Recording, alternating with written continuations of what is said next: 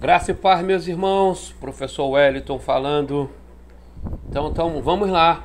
Uma nova caminhada, uma nova fase, uma nova disciplina, encerrando esse ano de 2020, refletindo, pensando um pouco sobre essa preciosidade dos escritos neotestamentários. A carta aos Efésios é um tesouro, é uma carta que eu não me canso de ler, com certeza é o livro da Bíblia que eu mais li, e eu tive o privilégio, de ter sido escolhido há uns 3 anos atrás pela então nossa diretora Késia, e ela me escolheu para dar análise bíblica de Efésios. E eu já gostava demais dessa carta, era uma carta que eu já tinha lecionado na igreja, passei um ano ensinando ela na minha igreja, e enfim, eu sempre gostei demais dessa carta. Tenho ensinamentos muito grandes dela. Depois nós tivemos na igreja o uso de uma revista chamada Edificarei Minha Igreja, que é baseada também na carta aos Efésios. Enfim, é muito constante e prazeroso o meu contato com a carta aos Efésios, Então, mais uma vez eu venho só desfrutar desse tempo, da oportunidade de estar conversando com vocês sobre esse tesouro. Para alguns, esse é o mais valioso escrito de Paulo, apesar de perder em volume para a carta aos Romanos, que a carta aos Efésios são somente 6 capítulos, mas em importância, em conteúdo doutrinário, em profundidade do conteúdo revelado por Deus nesse texto, ela não deve nada a Romanos, e alguns estudiosos colocam ela acima dela.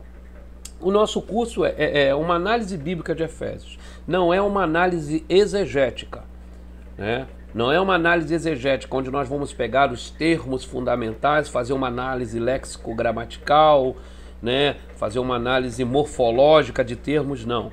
Essa é uma análise bíblica. Em que consiste uma análise bíblica? Nós vamos estar dando uma olhada para o livro como um todo, as doutrinas que esse livro apresenta, as doutrinas que ele desenvolve, a forma com que esse argumento é desenvolvido, o contexto em que o livro é escrito, os destinatários para quem esse livro é escrito, os problemas ou não que são tratados nesse livro. É conhecer o livro, a sua teologia, a sua parte doutrinária, o seu contexto e a relevância dele, e fruto disso compreender a relevância dele para a igreja dos nossos dias.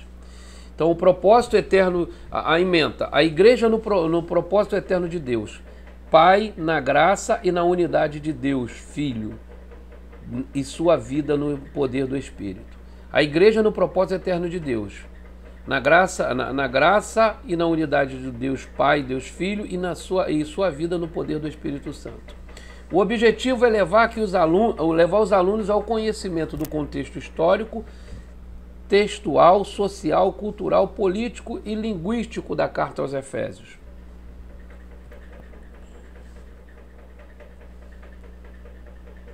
Para isso nós temos aqui as nossas indicações, principais indicações bibliográficas, onde vocês podem ver, nós temos ali Lendo Efésios com John Stott e a Mensagem de Efésios também de John Stott, a Nova Sociedade de Deus. O que acontece? Se você comprar a Mensagem de Efésios, está contido nela esse Lendo a Bíblia com John Stott. Eu tinha os dois, mas eu emprestei a Mensagem de Efésios a alguém e, como normalmente acontece, não me devolveram. Mas são essas indicações. O outro é Unidos pela Cruz, do nosso querido irmão Wilson Porte. Ele já esteve aí no Betel, na ocasião do lançamento do seu livro sobre depressão. É fera demais o Wilson, vale a pena sempre ler as coisas dele. Um clássico, de comentário aos Efésios, que é o comentário de João Calvino, e não menos clássico e não menos denso, e talvez muito mais abrangente, é o comentário famoso de Martyn Lloyd-Jones à Carta dos Efésios, que resultou em 8 volumes. Como vocês podem ver na imagem, alguns volumes bem grossos, como o volume 1, que é o supremo propósito de Deus. Vale a pena demais, se você tiver verba, montar essa coleção aí do Lloyd Jones. E um outro livro que eu recomendo muito, inclusive esse nós temos no seminário para vender, que são as Epístolas da Prisão, do Dr. Russell Shedd e Donald Jr. Epístola da Prisão, ele é um comentário que não se restringe ao comentário da Carta aos Efésios, né? O Dr. Shedd comenta Efésios, Colossenses e Filemão, e o doutor... o Shedd comenta Efésios, Colossenses e Filipenses, e o doutor Dovey, ele comenta a carta a Filemão. Então, esses são os nossos livros de referências. Bibliografia terá muito mais do que isso, como vocês vão verificar no documento que eu vou estar disponibilizando para vocês.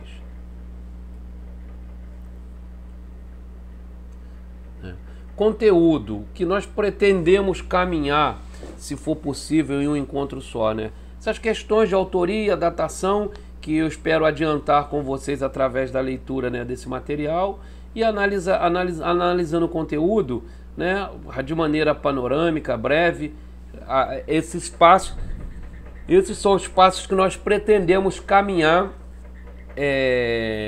na análise do texto de Efésios.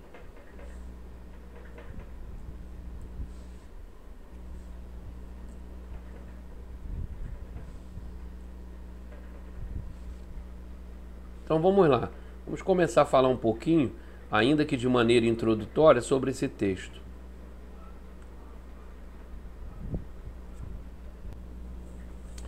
Se fosse realizada uma eleição para decidir qual seja a maior das cartas de Paulo, provavelmente aos Romanos seria escolhida.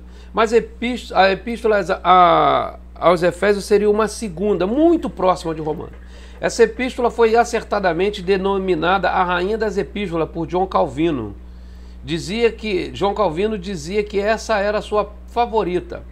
John Knox estava moribundo em sua cama e ele frequentemente pedia que os sermões sobre a carta aos Efésios de João Calvino fossem lidos para ele. Samuel Taylor Coleridge, um grande poeta e filósofo do século XIX, chamou-a de a mais divina composição da literatura.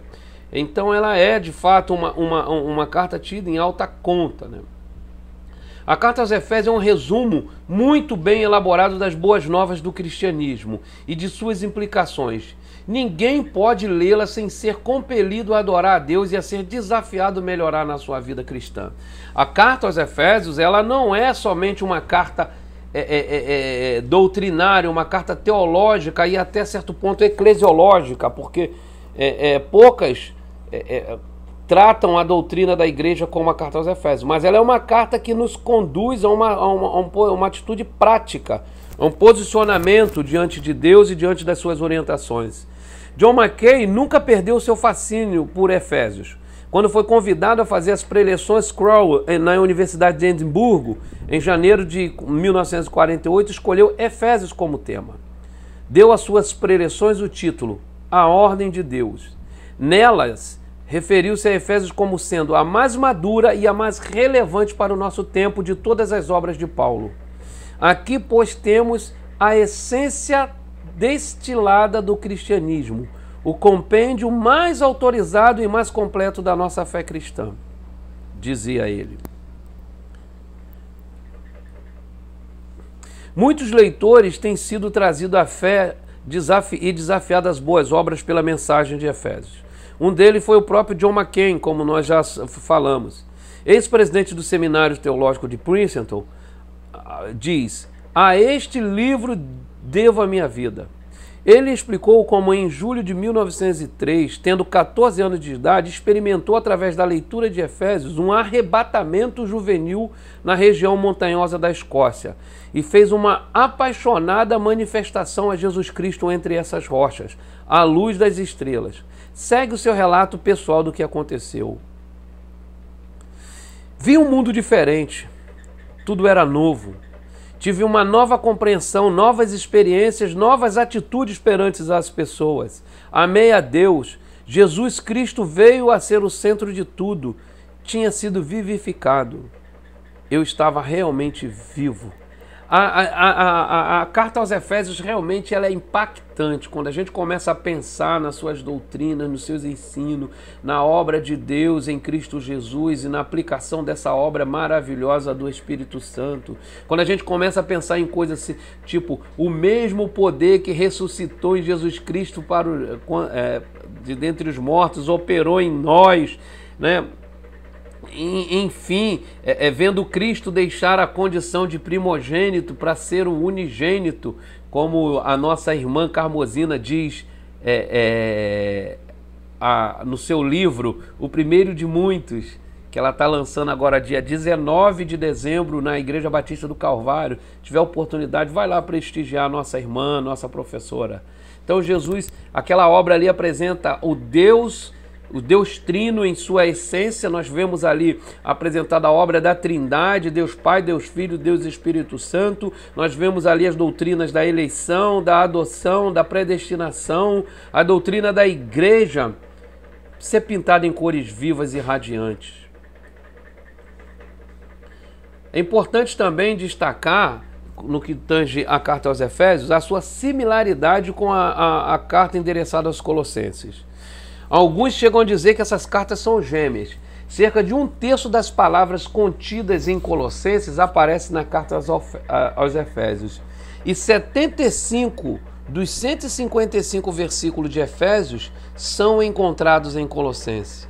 No entanto, as únicas passagens que são realmente paralelas são Efésios 6, 21 e 22 com relação a Colossenses 4, 7 e 8. Essas elas são de fato paralelas, totalmente, né?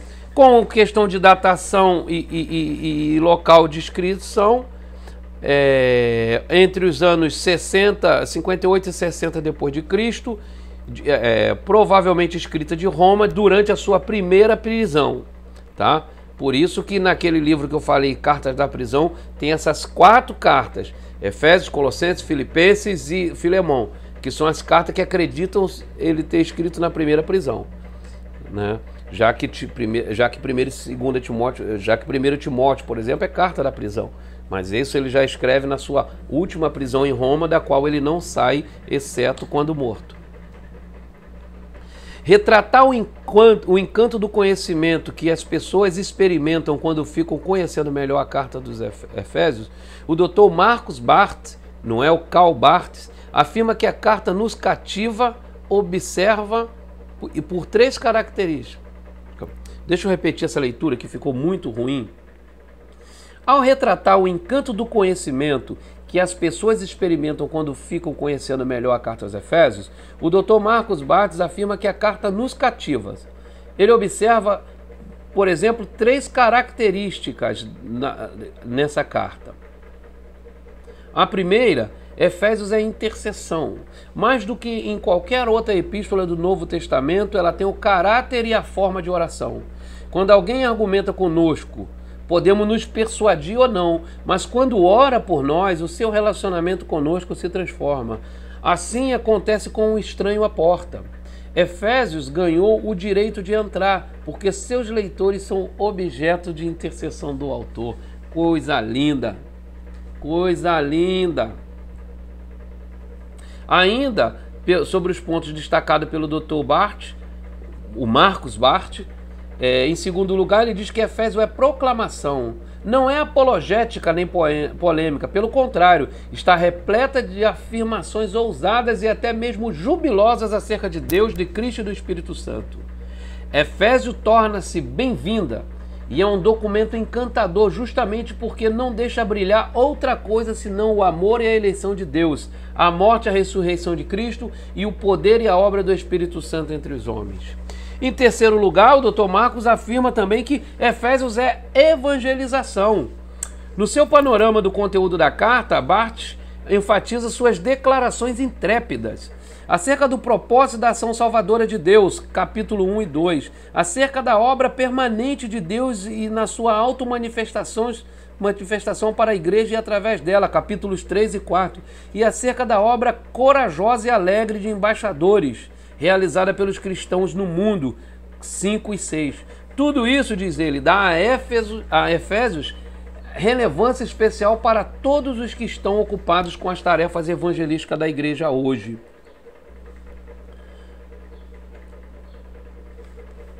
Os destinatários, ainda hoje, levantam dúvida acerca dos destinatários, porque para muitos essa carta não foi destinada a uma comunidade específica, porque nos manuscritos mais antigos não consta a inscrição aos Efésios, só nos manuscritos mais recentes, o que faz com que muitos acreditem que esta não obstante ser uma carta paulina, relevante e profundamente densa, ela era uma carta circular, que visava atender às necessidades de todas as igrejas.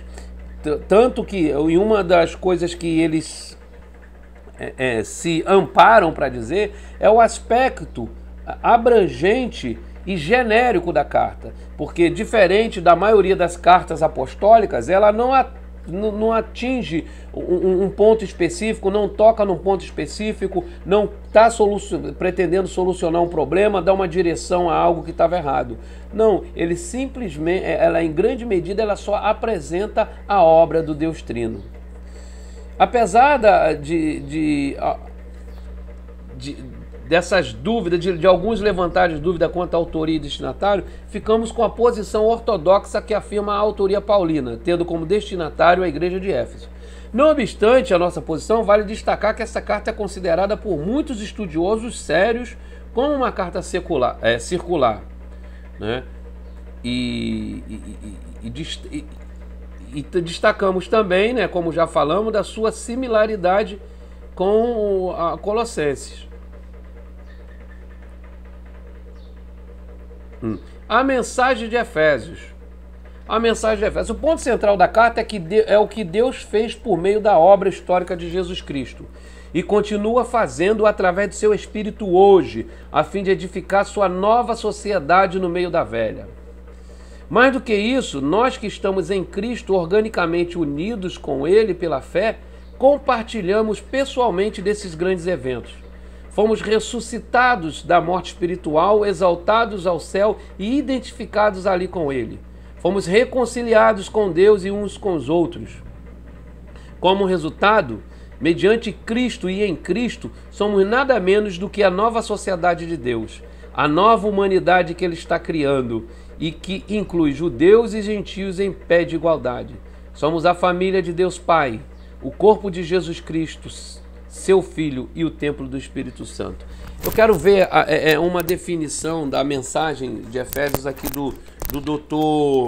Carlos Oswaldo Pinto. Eu tenho um livrozinho dele aqui que eu não usei aqui nesse conteúdo. Dá só um minuto. Aqui, ó. Foco e desenvolvimento no Novo Testamento. Isso aqui é a segunda edição revisada e atualizada. Saiu pela editora Agnus, Dr. Carlos Oswaldo Cardoso Pinto, né? Isso aqui ele cobre todo o Novo Testamento, é um panorama muito bacana, eu gosto muito desse livro, eu tenho os 2 volumes, ele tem o Antigo e o Novo Testamento, normalmente é vendido o boxezinho, um bom preço, ele não é caro e é muito legal para você fazer estudos bíblicos nele, entendeu? Então vale muito a pena. Vamos ver o que o Carlos Oswaldo fala aqui de Efésios pra gente? Vamos lá, vamos dar uma olhadinha. Estamos em sala de aula, meus irmãos, né? Eu não sou, os que estão assistindo a primeira aula comigo, eu não sou muito formal na aula gravada, na videoaula. Eu tento ser mais ou menos aquilo que eu sou na aula presencial. Então aqui, ó, segundo Carlos Oswaldo Cardoso Pinto, segundo ele, qual é a mensagem do Efésios? Ó? Os privilégios espirituais alcançados no Cristo exaltado devem levar o corpo ao crescimento em união, à santificação na vida diária e ao triunfo no conflito espiritual. Seguindo então o nosso estudo, vamos lá. ainda sobre a mensagem, logo devemos mostrar de modo claro e visível, mediante a nossa vida, a realidade da obra que Deus tem feito. Como que nós vamos mostrar essa obra? Então, pensando que a mensagem de Efésios nos exorta, a mensagem de Efésios é nos levar a desfrutar ou tomar posse, né, dos privilégios espirituais no Cristo exaltado. Estes devem levar nós, como igreja, o corpo, ao crescimento em união, santificação na vida diária e triunfo no conflito final, no conflito espiritual. Então, a realidade dessa obra, né, o resultado dessa obra é que nós somos a família de Deus Pai, o corpo de Jesus Cristo, seu Filho, e o templo do Espírito Santo. E logo que somos isso tudo, nós devemos mostrar de modo claro e visível, mediante a nossa vida a realidade dessa obra que Deus tem feito. Primeiro, como mostramos isso? Primeiro, pela unidade e diversidade na nossa vida comum. A igreja é um corpo que congrega sem discriminar todos. Segundo, pela pureza e pelo amor, né? A pureza, a santificação deve ser uma marca das comunidades locais e, por extensão, uma marca da vida daqueles que fazem parte dessa comunidade. E lógico, unido a isso, o amor em nosso comportamento cotidiano, em nosso amor para uns para com os outros.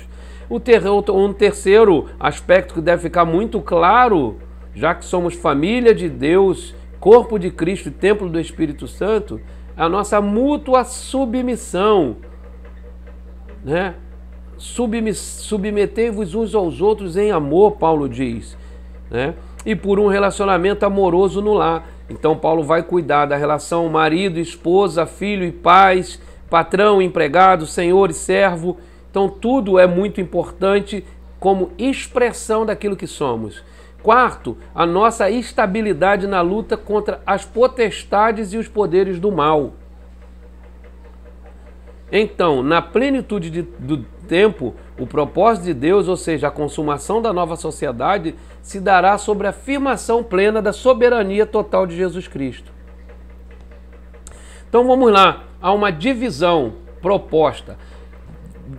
Como eu sempre falo, esse tipo de coisa aqui nós não podemos ter como é assim a divisão. Se você tiver uma Bíblia de estudo, provavelmente vai estar diferente dessa divisão aqui. Desses 5 volumes que eu indiquei, 5 ou 6, cada um vai apresentar uma divisão. Esse aqui que eu estou falando já vai apresentar outra divisão. Então, não existe, essa é a divisão correta. Agora, normalmente é comum dizer-se o quê? Que Efésios se divide primariamente em 2 partes. Do capítulo 1 ao 3, doutrina, do capítulo 4 ao 6, a prática. Ou seja, foi isso que Deus fez, esse era quem você era, o resultado do que Deus fez em quem você era é esse. Portanto, agora vivam assim. Aí você tem a segunda parte. Mas vamos lá, uma divisão um pouco pormenorizada. Nós temos ali, né, no capítulo 1, nos 2 primeiros versos, a divisão. Depois nós temos do capítulo 1, verso 3, até o 2, verso 10, uma vida nova, o aspecto do surgimento da nova vida, né? Nós temos todas as bênçãos espirituais, nós temos, o segundo ponto, uma oração pela iluminação, pelo conhecimento de Deus, e 3, né, a obra de ressurreição, né, de ressurgir de dentre os mortos espirituais para a vida em Cristo Jesus, que é, né, um ponto de virada ali no início do capítulo 2. A segunda parte da carta, nós colocamos aqui uma nova sociedade. Primeiro, o aspecto individual, onde indivíduos são salvos, nascem de novo e agora eles juntos formam uma nova sociedade. A partir do aspecto de unidade, né, uma nova humanidade, por desfrutar de um privilégio sem igual, né? A exemplo do apóstolo Paulo, que ele diz que se sente um privilegiado, e essa nova sociedade, ela deposita plena e totalmente sua confiança no poder de Deus. Terceira parte, novos padrões. Então, esse novo homem é inserido numa nova comunidade e essa nova comunidade tem um novo padrão. Qual é esse novo padrão? Esse novo padrão, ele apresenta uma unidade na diversidade. Já não é mais uma união de iguais, mas é uma união de diferentes no meio da igreja, Uma nova roupa, a ideia de revestir-vos, pois, de Cristo e da força do seu poder, deixando de lado o velho homem, despindo-se do velho homem, é a palavra que Paulo usa. E 9, incentivos à justiça, a prática da vida de justiça. Quarto, novo homem, nova sociedade, novos padrões que dirigem e estabelecem novos relacionamentos entre maridos e esposas, pais, filhos, senhores e servos, principados e potestades. E, por fim, a conclusão da carta. Muito importante é ter em mente que a carta aos Efésios, ela nos desafia a uma mudança de comportamento, nos desafia a uma mudança de vida, nos desafia a uma nova compreensão do Evangelho.